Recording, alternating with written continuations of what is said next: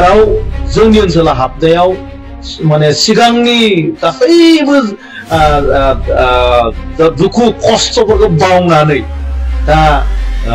गोजोननि हां लानो हादों होननानै आं सानो आरो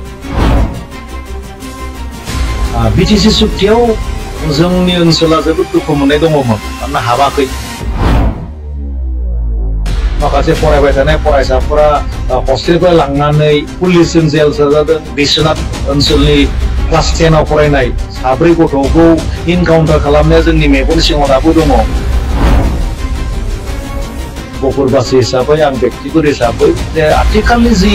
बिटिआर सरकार बेयो गोबां पजिटिभ जोङो बरायो सानदोंमोन जे बिटिसि सुक्तियाव एसेब्लाबो जोंनि फारसे मोनसे अनखांनाय फैगोन नाथाय दुखुनांथाव बाथ्रा बेवहायबो जोंनि ओनसोलनि मोनसेबो गामिया सोस'नानै जोंनि ओनसोलखौ एसे नागारना दोननाय बायदि जाबाय न' सावजानाय 534 सा जि मुंख्लं जानाय बेफोरखौ मान होनानै जाय खामानि मावगोन बिथांमोना देरहागोन बुंनो थाङोब्ला बिटिआरआव हाबनाय जि गामिफोर बिथांमोननि साफ्रोमबो रायजो राजाफ्रा जोबोद बाख्नायदों खुंगिरि बिथांमोनखौ आसाम सरकारखौ दुलाराय बर' फरायसाफोर दैदेनगिरिफोरखौ आरो स्पेसियेलि बिटिआरनि जि सिएम प्रमद बर' बिथांनि दैदेननायाव बिथांनि नाजानायाव जि मोनसे गावनि कमिटमेन्टखौ लाखिनाय बेवहाय बिथांमोना जोबोद गोजोननाय दं आंहा फोथायनाय दङ जोंनि ओनसोलनि मानसिफ्राबो जिहेतु बै सरकारनिनो बे बिटिआर सरकारनिनो दैदेनगिरिफोरनि नाजानायजों जिहेतु दा भट होनो मोनथाय गामि हाबनाय बे जाबाय बिथांमोनखौ अनसायनो खावलायगोन आंनि व्यक्तिगत आरो बेनि गेजेरजों फैबाय थानाय समाव बिथांमोना जोंनि इमोसन गफुर ओनसोलनि रायजो राजाफोरनि इमोसन आबेग जि लुबैनाय बेखौ नोजोर होनानै बावैसो समनि गेजेरावनो जि थाबावनाय आद्राफोर गामिफोर बेखौ सोसनथारो मोनसे फुल प्लेजेड बिटिआर ओनसोल होननानै डिक्लेयार खालामो आरो बिटिआरनि जेसेबां पलिसिसफोर दङ माने डेभेलपमेन्टेल प्रसेसफोर दङ इनस्टिटिउसनफोर दङ बेफोर गासैबो जोंनिथिंबो फैगोन बिनि गेजेरजों ओनसोलाव मोनसे गोजोन परिबेक फैगोन जिहेतु मोनसे गोजोन थासारि फैबाय आरोबाव साबसिन जागोन जोंनि जि गोग्लैसोनाय गामिफोर बियो जै मोमै जागोन बुजिनो हागोन जे बिटिआर सरकारा जे सानजा जोबनायखौ लाबायब्ला बे गेजेराव थानाय गासैबो माखासे गामिफोरखौ लांगोन हाबगोन जोंहा फोथायनाय दं आरो गफुरनि मानसिफ्रा रायजो राजाफ्रा बेखौ लानानै जोबोद मोनसे आसाबादि आसा खालामो बिटिआर सरकारा एबार जै मै देरहाफिननानै आंहा फोथायनाय दङ जोंनि ओनसोलनि मानसिफ्राबो जिहेतु बै सरकारनिनो बे बिटिआर सरकारनिनो दैदेनगिरिफोरनि नाजानायजों जिहेतु दा भट होनो मोनथाय गामि हाबनाय बे जाबाय बिथांमोनखौ अनसायगोन नैबे समाव जोङो बड'लेण्ड रादाबा गहपुर ओनसोलनि माखासे खोथा बाथ्राफोरखौ मोनथिनो थाखाय जों बड'लेण्ड रादाबनिफ्राय जोङो नागिरनाय जादोंमोन आरो बे खोथाखौ लानानैनो दिनै जोङो गहपुर ओनसोलनिनो सासे मेलेमजिबि सार सुनिलाल बसुमतारी बिथांजों जोङो गहपुर ओनसोलनि माखासे थासारिनि सायाव जोङो खोथा बाथ्रा सावरायगोन बे समाव नोंथांखौ जोङो जोंनि बड'लेण्ड रादाबाव बरायग्रोबाय साबायखर थाबाय आंनिफ्रायबो गोजोननाय जासिबाय सासे नोंथाङा गहपुर ओनसोलनिनो बासिन्दा बा थागिबि हिसाबै नैबे समाव गहपुरनि थासारिया माबायदि गहपुरनि थासारिया दायो सिगां जेबायदिमोन गोबां सोलायनाय फैबाय आरो बयनिख्रुइ बांसिन गोजोननाय जोङो बुंनांगोन जे एबारनि जि बिटिआर बेवहाय जोंनि ओनसोलनिफ्राय गासैबो नङाबाबो माखासे गामिया हाबबाय आरो एबार गिबि खेबनि थाखाय भट होनो मोनथायखौ मोनसिगोन आरो बेयो जोंनि ओनसोलनि बेसेबांबा बोसोर मोनसे आन्दोलननि फिथाइ होननानै जों सानो आरो गहपुरबासिया साफ्रोमबो गहपुरबासिया बा गहपुरनि थागिबिफोरा जोबोद गोजोननाय मोनदों आरो बेनि थाखाय जोङो आसाम सरकार बिटिआर सरकार आरो दुलाराय बर' फरायसा आफादनि जि मावथिफोर लोगोसे सागनगिरिफोर जोङो साफ्रोमनिसोबो जोंनि गहपुरनि जानानै आङो साबायखर बावो गहपुर हालामनि जिखिनि रायजो राजा बिथांमोना गोदो बर'फोरनि जिखिनि आन्दोलन बे सोमावसारनायाव गोबांथार माने बाहागो लायोमोन बेनि गेजेरावनो गोबाङानो मुंख्लं जालांबाय बा अयनाय अत्याचार खालामजाबाय सोरबा आइजो माने मा होनो बेखौ जिनारि खालामजाबाय दा बेफोरनि गेजेराव जि दिनै नोंथाङा बुंबाय मोनसे गोजोनना फैबाय बा बेखौ सोरनि नाजानायाव फैदों होननानै सानो? जोबोद गोलाव मोनसे जारिमिन बे जोंनि थाखाय हादान सिफायनायनिफ्राय गहपुराव जि हादान सिफायनाय थानाय बे ओनसोल समनिफ्रायनो गहपुरनि बर'फ्राबो बड'फा उपेन्द्र ब्रह्मनि जि आन्दलन 1987 नि बे समाव जोङो उन्दैमोनब्लाबो नाथाय जोङो मोनथिगौ आरो जोंनि सिगांनि दैदेनगिरिफोरा बेवहाय बाहागो लानायखौ जों नुदों आरो बै समनिफ्रायनो गासैबो सोमावसारनायाव दुलाराय बर' फरायसा आफादनि सोमावसारनायाव बाहागो लादों आरो बिनि उनावबो जि माखासे सोमावसारनायफोर जेरै एनडिएफबि नि सोमावसारनाय बिएलटि नि सोमावसारनाय भलन्टियार्स फर्सनि सोमावसारनाय बेफोर गासैबो सोमावसारनायाव बाहागो लादों आरो बै सोमावसारनाय नि माखासे बिजाउन महरै जोंनि ओनसोलाव बयबो मोनथिगौ 1989 मायथाइयाव मोनसे बेसेबांबा गिदिर मासाकार जादों आरो बै समाव बेबो मोनसे सोमावसारनायनि बाहागोमोन होनना आं सानदों आरो बै गासैबो सोमावसारनायाव बै गहपुर ओनसोलनि गासै सा 534 बर'फोरा मुंख्लं जादों माखासे आइजोफोरा जिनाहारि जादों आरो गोबां बर' न'खरफ्रा ओनसोलाव थानाय जोंनि नैबे अरुणाचल बर्डाराव थानाय आरो नैबे साखाथि फाखाथि हाइवेनि साखाथि फाखाथि थानाय गोबां गामिफ्रा सावजादों दासिमबो जाखांनो हायाखै आरो बिनि सावगारिफ्रा दासिमबो गहपुरनि रायजो राजाफोरनि मेगनाव रोखा माने नुजाफैयो जायखौ गोसोखाङोबा जों दाबो जोबोद गिख्रंथाव खोमोन जांख्रिलायनाय मोनो जोङो अब्लाबो नाथाय थांनाय 2020 मायथाइनि जि बिटिआर सुक्ति बेवहाय थारैनो जों गिबि समाव हाबाखैमोनब्लाबो नाथाय सोमावसारगिरिफोरनि सागनगिरिफोर आरो जि मोनसे बाथ्रा बेवहाय गोजोननाय मोनदों थारैनो बेबायदिनो थांनाय 2020 मायथाइयाव जोंनि ओनसोला बिटिआर सुक्तिजों ओइबारनि खेबाव बिटिआरआव हाबबाय बिटिआरआव सोसनजाबाय आरो बेबो जों जायखौ बुंदोंमोन गहपुरनि जोबथा सानजाहा जोबथा सिमुलगुरि मोनसे जोंनि बाउन्डारि लखिमपुरनि बिसिम मोनसे गामिफोरखौ सोना लाबाय आरो बियो बेवहाय जों मोनसे बाथ्राखौ गनायदों एबा जोङो सानना लादों बुजिनो लादों जे बिटिआर सरकारा जे सानजा जोबनायखौ लाबायब्ला बे गेजेराव थानाय गासैबो माखासे गामिफोरखौ लांगोन आरो हाबगोन जोंहा फोथायनाय दं आरो गहपुरनि मानसिफ्रा रायजो राजाफ्रा बेखौ लानानै जोबोद मोनसे आसाबादि नंगौ माखासे गामिया हाबबाय आरो भटबो होसिगोन अब्लाबो 80% गामियानो दाबो दंबावो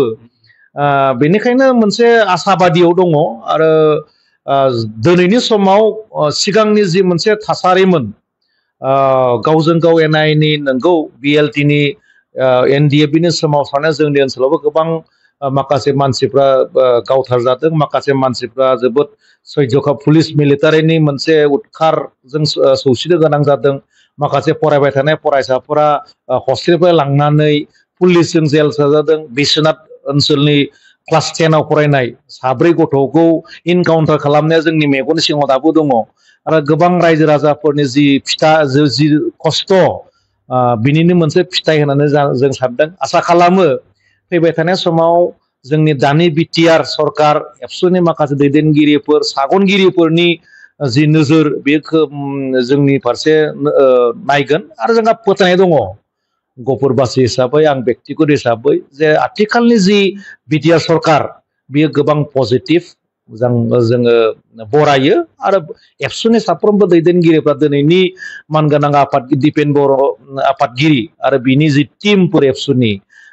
जोबोद मोनसे कमिटमेन्ट गोनां सासे दैदेनगिरि जों सानो बिथांमोननि दैदेननायावनो जिहेतु दानि आसाम सरकार भारत सरकार बेजों मोजां सोमोन्दो दङ आसाम सरकार भारत सरकारजों दानि बिटिआर सरकारा आरो बेनि गेजेरजोंनो जिहेतु बे मोनसे पलिटिकेल एजेन्डा बेनि थाखायनो बेनि गेजेरजोंनो फैबाय थानाय समाव माखासे समनि उनावनो बोसोरसे बोसोरनि गेजेरावनो जि थाबावनाय गामिफोर बे हाबगोन होननानै जों सानो दा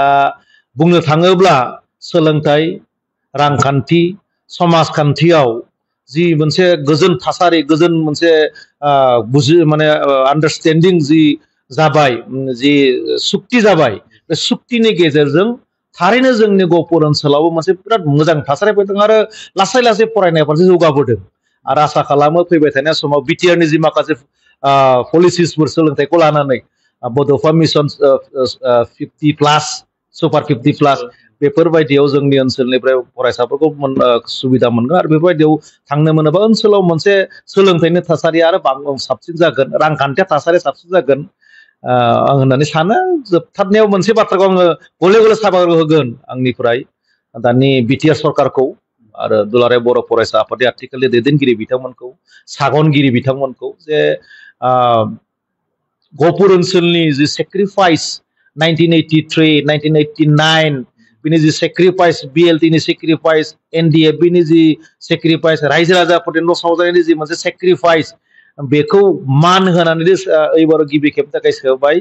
माखासे गामिखौ सोबाय नंगौ गासैबो गामि सोहाबाखैबा माखासे गामिखौ सोबाय आरो बेयो मोनसे साक्सेसआव आगान होजेननाय होननानै आं सानो जिहेतु बिएसि एकर्ड जाबोबाय बिनि उनाव बिटिसि एकर्ड जाबोबाय नै दा बिटिआर एकर्ड जाबोबाय बेफोर मोनफ्रोमबो एकर्डआवनो गहपुर ओनसोलनिबो मोनसे बिहोमा दङ गोबां नाजाथाबनायनि गेजेरजों मावबोदों बिहोमा होबोदों जोबथारनायाव नैबे जि बिटिआर बे बिटिआरनि गेजेरजों गहपुर ओनसोला माखासे गामि सोसनजाबाय बा हाबबाय दा गहपुर ओनसोलनि रायजो राजाफोरा बेखिनिखौनो लुबैयोमोन नामा नंगौ जे थारैनो सिगांनि बिटिसि सुक्ति बावहाय बिनि जि बड'फानि आन्दोलनमोन बेनो मोनसे फिथाइ बिटिसि सुक्तियाव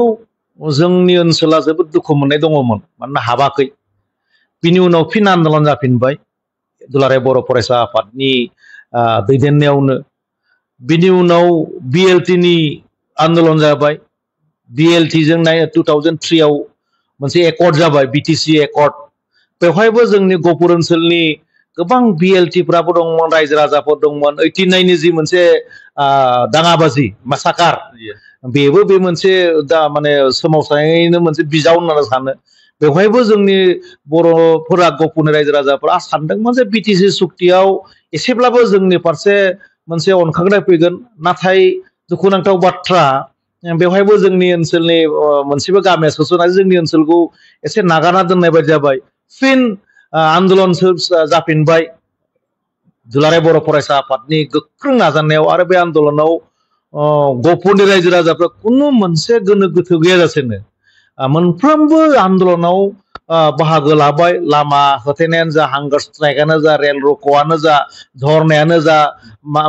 मास गेदारिंआनो जा बेवहाय जों मोनसे मैखोम बाहागो लाबाय जोंनि ओनसोलनि बर'फोरादि जेरैखि जाया बर'नि मोनसे हादोराव थानो लुबैनाय गुबुनजों थानो गोसो गैयै बेखौ दिन्थिदोंमोन आरो बिनिनो फिथाइ महरै 2020आव 2020 मायथाइयाव जि बिटिआर सुक्ति जाबाय नट आउट बै सुक्तियाव खेबसे सुक्ति जानाय समाव जोंनि ओनसोलखौ रायखाङाखैब्लाबो नाथाय मोनसे बाथ्राया जोंनि रायजो राजाफोरखौ जोबोद गोजोननाय खालामदोंमोन जे जि सागनगिरिफोर बिथांमोननि जि कमिटमेन्ट बिथांमोननि बारे बारे बुंनाय जे जोङो गहपुर ओनसोलखौ एबा बिश्वनाथ सनितफोरखौ नागारनानै मालाबाबो जोङो कमप्रमाइज खालामनायाव गैया जिहेतु सिस्टेमा एसे आख' फाख' खालामदों एडमिनिस्ट्रेटिभ लेभेलाव आरो माखासे उसुबिदायाव बेनि थाखाय जोंखौ जि मोनसे कमिटमेन्ट होदोंमोन बेफोर बाथ्राखौ रायजो राजाफ्रा जोबोद गोजोननाय दंमोन एबार बिनिनो फिथाइ महरै जि मोनसे गामिफोरखौ सोसनबाय गासै 63 गामि बे गामिनि रायजो राजाफोरा अलरेडि उदालगुरि डिस्ट्रिक्टआव दाजाब जाबाय एडमिनिस्ट्रेटिभलि मोनसे प्रुफ जाबाय जिल्लायाव सोसनबाय जोंनि बिश्वनाथ जिल्लानिफ्राय सनितपुर जिल्लानिफ्राय बोखारनानै अलरेडि एडमिनिस्ट्रेटिभ लेभेलनिफ्राय बै गामिफोरखौ जाय गामिखौ रायखांबाय बै गामिफोरखौ अलरेडि उदालगुरि डिस्ट्रिक्टआव सोफाबाय आरो आथिखालाव जि मोनसे फैबाय थानाय समाव भट होनायनि मोन्थाया एकदम रोखा जाबाय बेखौ रायजो राजाफ्रा जोबोद गोजोननाय दङ आरो आंबो बेक्तिगत हिसाबै जोबोद साबायखर बावदों बेनिखायनो बुंदों दा जोंहा मोनसे आरोबाव लुबैनाय दंबावो जे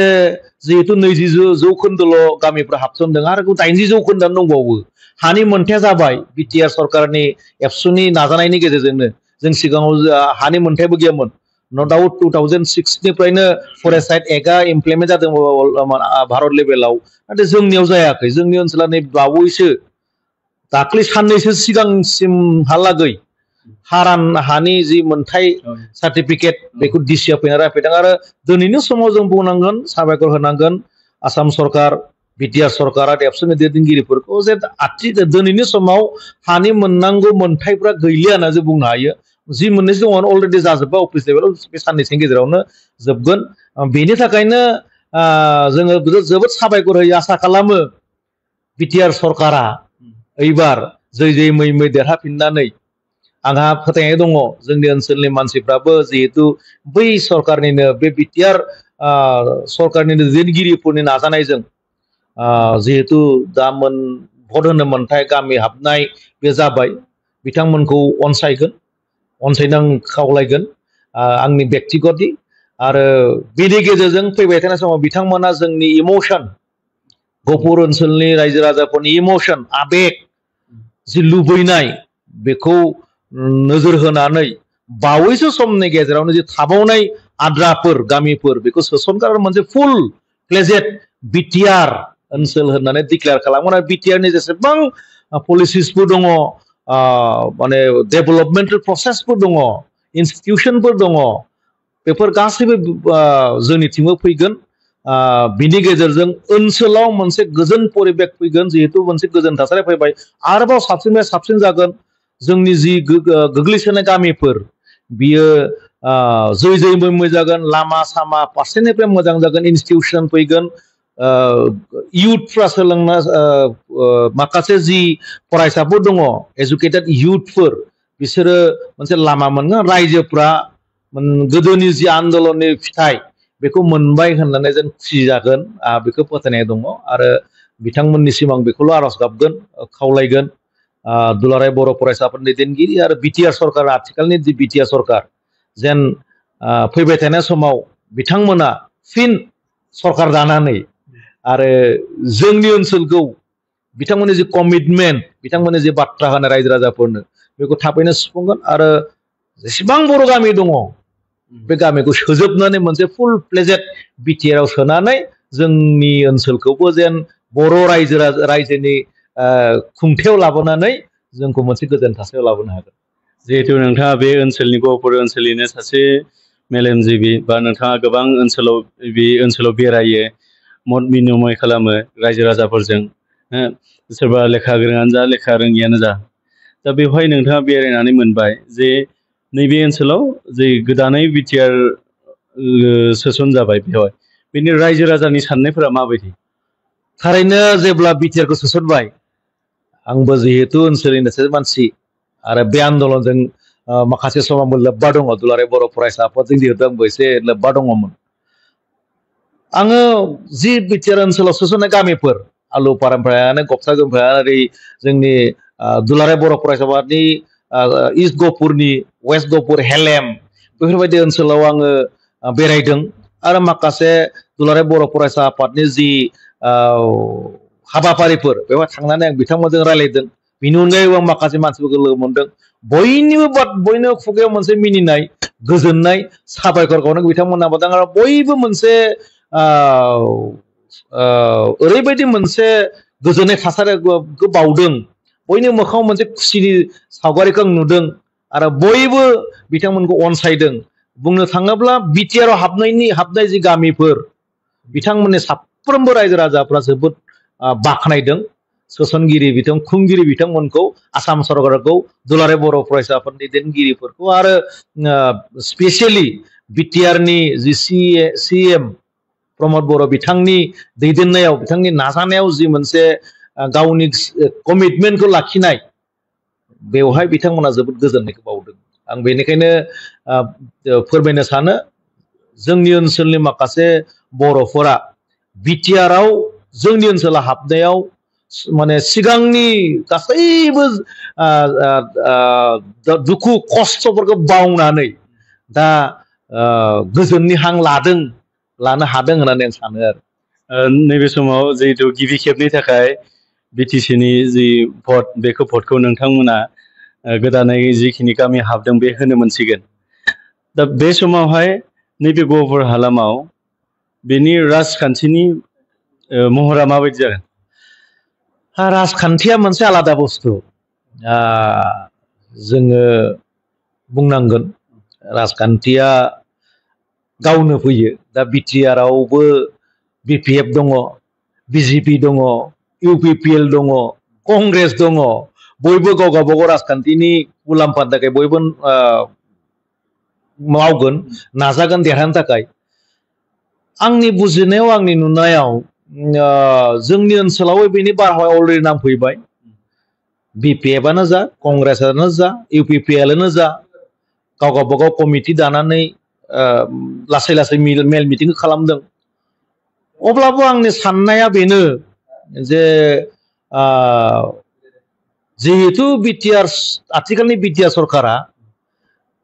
गावसिनि कमिटमेन्ट बायदि मावदों गावसिनि कमिटमेन्टखौ लाखिदों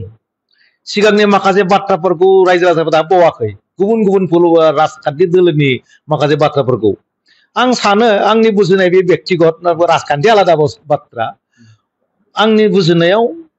अनसायगोन प्रमद बर' बिथांखौ अनसायगोन मोनसे बारहावा सोमजिगोन बे आंनि साननायसो नाथाय पार्टी लेभेलाव बेखौ खामानि मावनांगोन राजखान्थिया एसे आलादा जायो बयहाबो मोनथाय दङ नाथाय जाय बे ओनसोलखौ आबुङै सोसननो थाखाय खामानि मावगोन जाय बे ओनसोलनि डेभेलपमेन्टनि थाखाय खामानि मावगोन जाय बे ओनसोलनि सेक्रिफाइसखौ मान होगोन न' सावजानाय 533सा जि मुंख्लं जानाय बेफोरखौ मान होनानै जाय खामानि मावगोन बिथांमोना देरहागोन आरो आं मोनथिनायाव दाख्लै जि मोनसे बिटिआर सरकारा थांनाय जोंनि ओनसोलनि 534सा मुंख्लंफोरनो माखासे अनसुंथाइ होदों माखासे मानसिफ्रा मोनबाय जोंनि ओनसोलावबो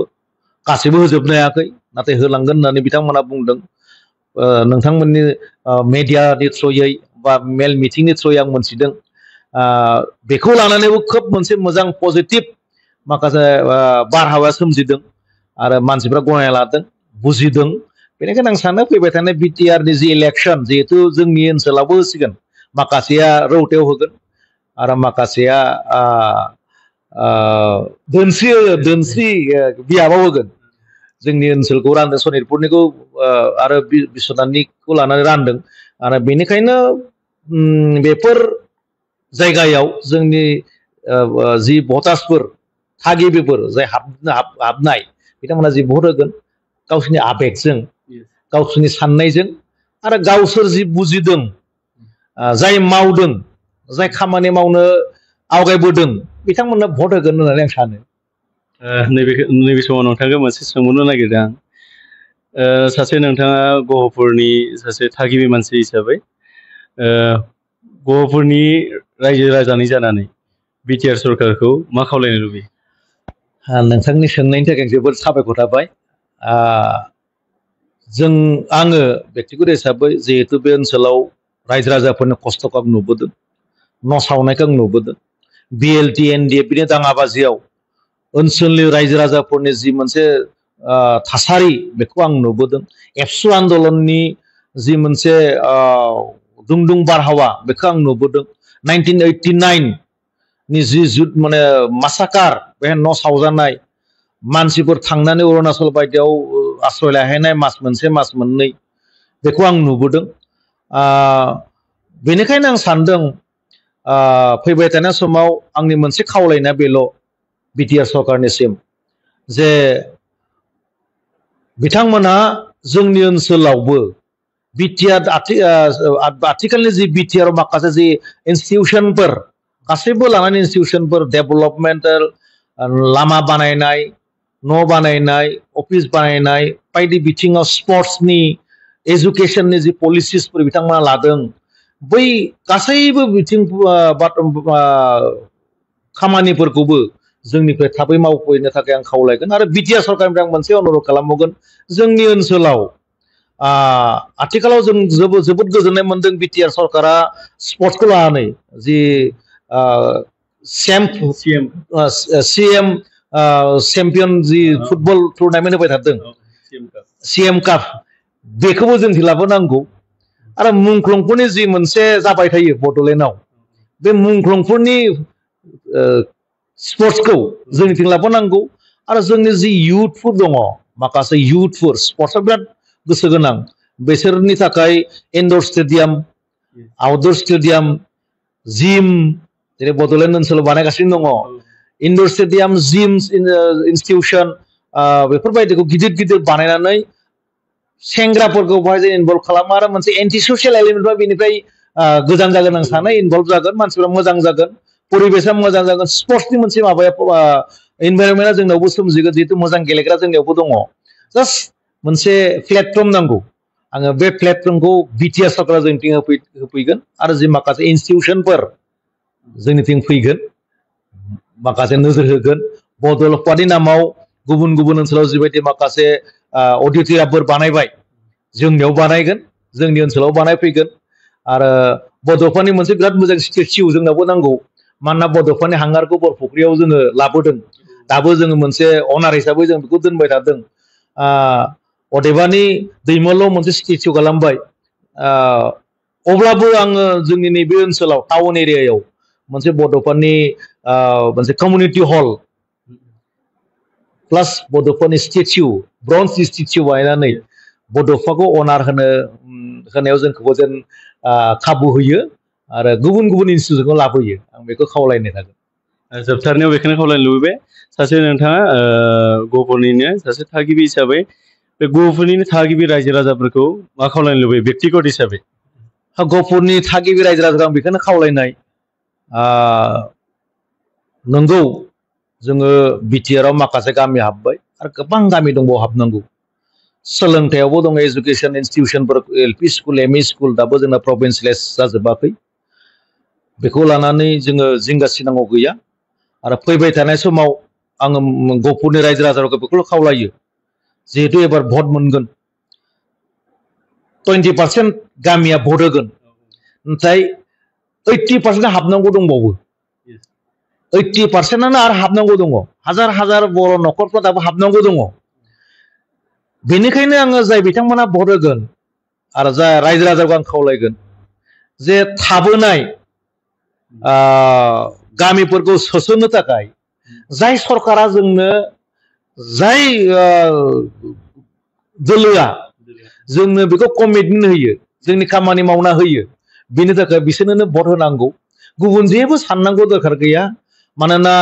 जोङो गोबां जेंनाजों जुजिबाय बेनिखायनो ओइबारनि इलेक्सनाव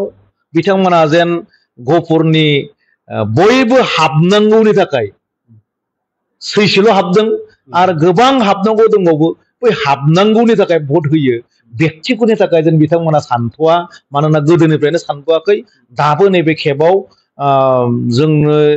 गासैबो ओनसोलनि हाबनायनि थाखाय जाय सरकारा खामानि मावगोन बेनि थाखाय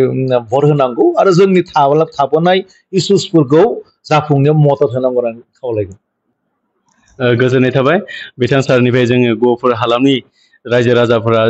जा खोथा सानो आरो सरकारखौ जाबायदि खोथा बिथांमोना खावलायनो लुबैयो जोंनि मिडियानि गेजेरजों बिथाङा रोखायै फोरमायथिबाय आरो दिनैनि जोंनि बे सावरायनाय हाबाफारिखौ एसेयावनो दोनथ'बाय गोजोन्थों साबायखर थाबाय